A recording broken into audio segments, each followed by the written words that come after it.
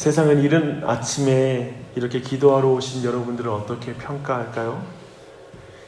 기도하고 말씀을 보면 밥을 먹여주나, 저럴 시간에 잠이나 더 자지, 왜 저렇게 수고롭게 기도하러 가나, 그렇게 평가할 것입니다. 하나님을 인정하지 않는 사람의 눈에 신자의 경건은 전혀 유익하게 보이지 않을 것입니다. 근데 잠언은 이 주장에 대해서 반대로 말합니다. 경건은 범사에 유익하니 금생과 내세에 약속이 있다라는 디모데전서 4장 8절의 말씀을 그대로 보여주는 것이 잠언입니다. 하나님의 뜻은 매우 실제적이어서 사람들의 삶의 모든 국면에 적용된다라고 잠언은 구체적으로 말하고 있습니다. 그래서 잠언은 먼저 진리를 이해하는 데 힘써야 한다라고 말합니다. 그리고 그 이해하는 것을 잘 받아들이고 실천해야 한다라고 이렇게 말합니다. 그래서 우리 개신교인들 모일 때마다 이렇게 말씀을 나누고 기도합니다. 오늘 아침 이 모임의 이름이 아침 기도회인데, 그러면 기도만 하면 되는데 왜 말씀을 보겠습니까? 우리는 쉽게 진리를 잃기 때문에, 망각하기 때문에 그렇습니다. 또한 한편 우리는 진리를 살지 못하게 하는 수없이 많은 방해를 경험하게 될 것입니다. 또한 정말 대적들이 있어서 우는 사자와 같이 계속해서 우리를 집어삼키려 하고 끊임없이 유혹하는 것이 있기 때문에 우리는 계속해서 진리를 살펴야 하는 점이 있습니다. 그렇지 않았을 때, 그 말씀이 우리를 지킨다라는 걸 경험하지 않았을 때 우리의 삶이 얼마나 쉽게 무너지는 것을 경험하게 될 것입니다. 그 내용이 바로 오늘 잠언 7장의 말씀입니다. 본문은 5장에서부터 말해오던 음녀에 대한 교훈을 계속해서 이어가고 있습니다. 1절부터 5절에서 본문은 다시 한번 지혜, 명철, 계명, 법을 가지고 살면 그것이 너를 지켜서 음녀에게 향하게 하지 않을 것이다 라고 이렇게 말하고 있습니다. 1절과 2절을 함께 보겠습니다. 내 아들아, 내 말을 지키며 내 계명을 간직하라. 내 계명을 지켜 살며 내 법을 내 눈동자처럼 지키라.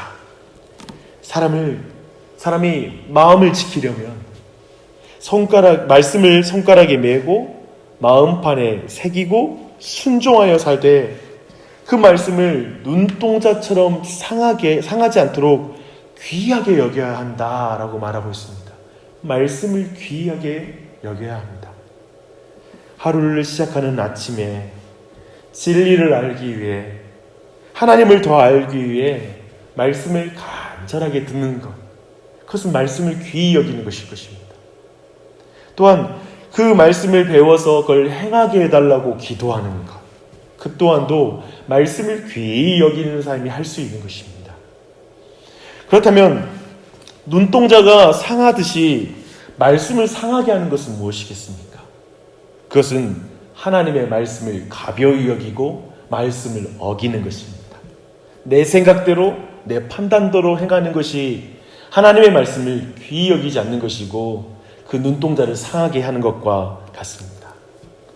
저희 아버님이 요즘 자주 병원에 입원하시네요. 근데 어느 때부턴가 이 눈빛이 많이 흐려지시더라고요. 실제로 이게 눈이 순식간에 흐려졌었는데, 한 번은 눈이 그냥 하얗게 흐려지셨는데 그 이유가 술을 많이 드셔서 그랬던 것 같아요. 병원에 입원해서 며칠을 보내면서 이제 술을 끊고 이제 금주를 하니까 그 눈빛이 금세 돌아오시더라고요. 눈빛이라는 것, 이 말씀 속에서 지금 정말 눈동자가 상하듯이라는 것은, 사실 눈동자는 순식간에 상합니다. 그 모든 것을 생각할 때 우리가 말씀을 귀히 여기고 그렇지 않냐에 따라서 마치 우리의 영혼의 눈동자가 쉽게 상한다라는 사실. 눈이 상하면 어떻게 되죠? 앞이 안 보입니다. 그래서 더듬어 잘못된 길로 가기가 쉬운 것이죠. 그걸 말하고 있습니다. 잠언은 전체적으로 하나님의 말씀의 중요성과 그 능력을 지속적으로 우리에게 말씀하고 있습니다. 왜 이렇게 말씀이 중요한가요? 왜 우리는 항상 지속적으로 말씀을 귀히 여겨야 하는 것입니까? 5절을 보십시오. 음녀에게 말로 흐리는 이방 여인에게 빠지지 않기 위해서라고 말하고 있습니다. 5절은 시편의 한 구절을 우리로 하여금 생각하게 만듭니다. 청년이 무엇으로 그의 행실을 깨끗하게 하리이까? 주의 말씀만 지킬 따름입니다 라고 말합니다. 얼핏 보면 우리가 주의 말씀을 지키는 것 같아서 목사님 어떻게 우리가 24시간 말씀을 귀히 여길 수 있습니까? 라고 어쩌면 그게 무거운 그런 의무처럼 느껴질지 모르지만 사실 우리가 지켜야 될 무거운 짐으로, 하지만 말씀이 우리를 지키는 것입니다. 말씀이 우리를 보호하는 것입니다. 이걸 믿으십시오. 잠언 기자는 6절부터 이제 자기가 들창 밖으로 본 한 미련한 소년의 이야기를 보여줍니다. 이 소년은 하나님의 말씀을 귀히 여기지 않는 그런 소년입니다. 그는 저물 때, 황혼 때, 깊은 밤, 흑암 중에 행동을 해요. 참 재미있는 표현이죠.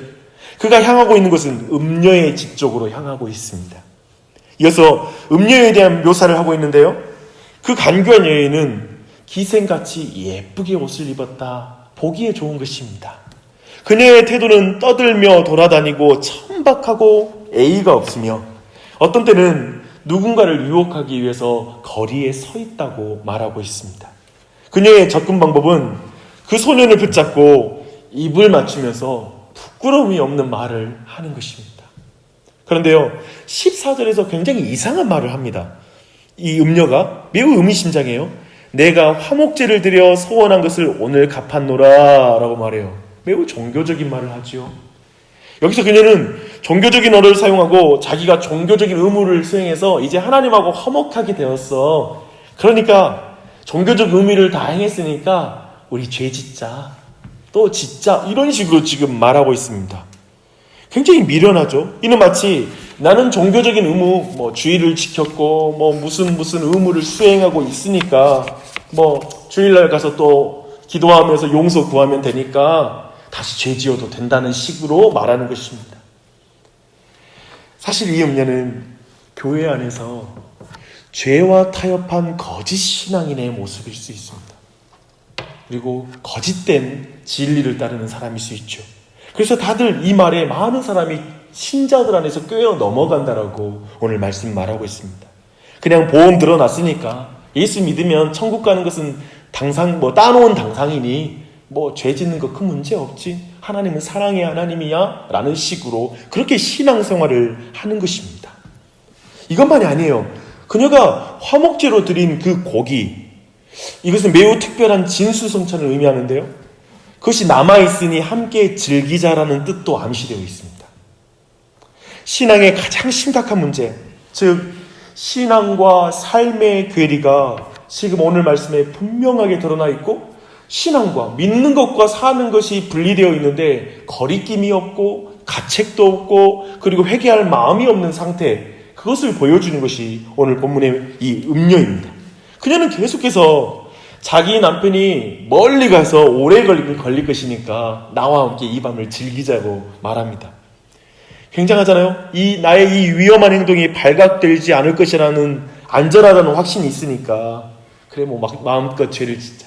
사실 이것은 죄를 짓는 사람들이 그래 이 정도 죄는 들키지 않을 거야, 이 정도 죄는 큰 문제 없을 거야 라는 식의 생각을 하면서 죄를 짓는 것을 말하고 있습니다. 그래서 좋은 침상으로 그 소년을 이끕니다. 그러니 남은 것은 지금 쾌락을 즐기는 게 좋아. 어차피 하나님은 멀리 계셔. 하나님은 바로바로 우리에게 간섭 안 하셔.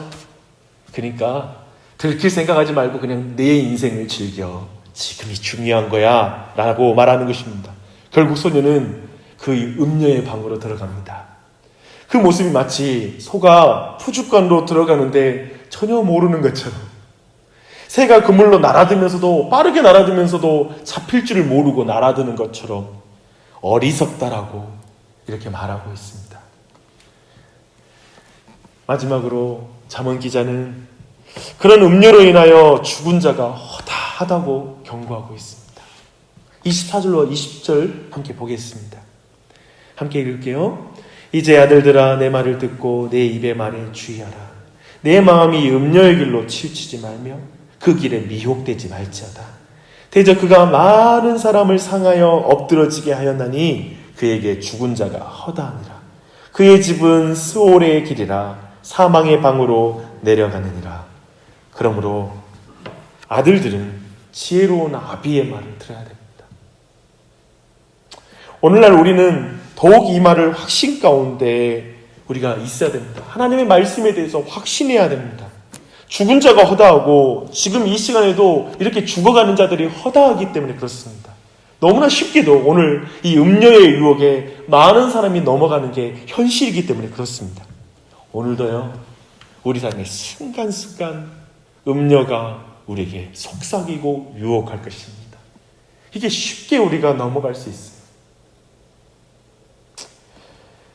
사랑하는 여러분, 우리 마음에 하나님의 말씀이 없으면 쉽게 음료의 말에 넘어가 내 안에 똑같이 음행을 행하고 똑같이 또한 그 유혹에 넘어가 악을 악으로 갚고 서하게 분노하고 의심하고 누군가를 미워할 수 있고 그리고 뭔가에 대해서 화를 낼 수 있습니다. 쉽게 누군가에게 역정을 낼 수 있습니다.